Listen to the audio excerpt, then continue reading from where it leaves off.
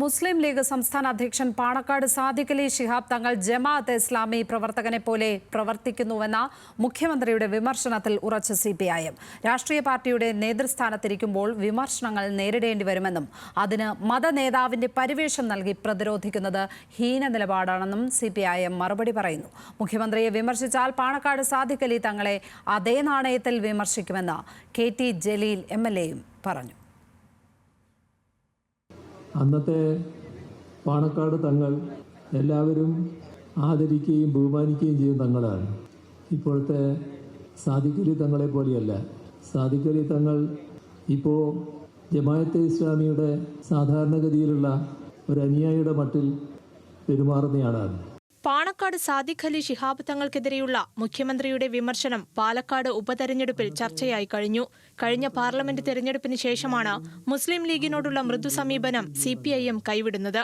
പാലക്കാട് ഉപതെരഞ്ഞെടുപ്പിൽ ജമാഅത്തെ ഇസ്ലാമിയുടെയും SDPIയുടെയും പിന്തുണ UDFന് ലഭിച്ചതിനു പിന്നിൽ ലീഗിന്റെ ഇടപെടലാണെന്ന ആരോപണമുണ്ട്.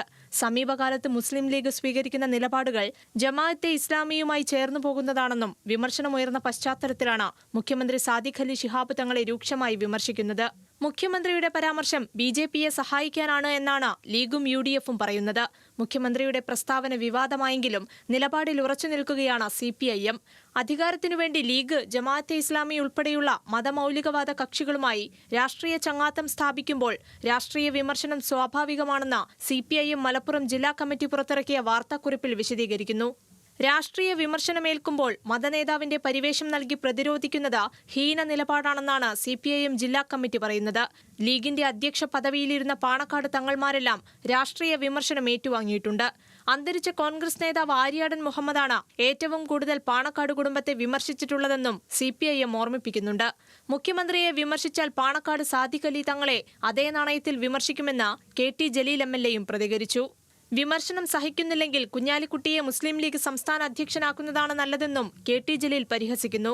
എന്നാൽ മുഖ്യമന്ത്രി അനാവശ്യ വിവാദം സൃഷ്ടിക്കുന്നുവെന്നാണ് ലീഗ് നേതാവ് KM ഷാജി പ്രതികരിച്ചത്. മുഖ്യമന്ത്രി ഉത്തരേന്ത്യൻ മാതൃകയിൽ വിവാദങ്ങളെ ജാതീയമായി വേർതിരിക്കുന്നുവെന്നും ഷാജി പറഞ്ഞു.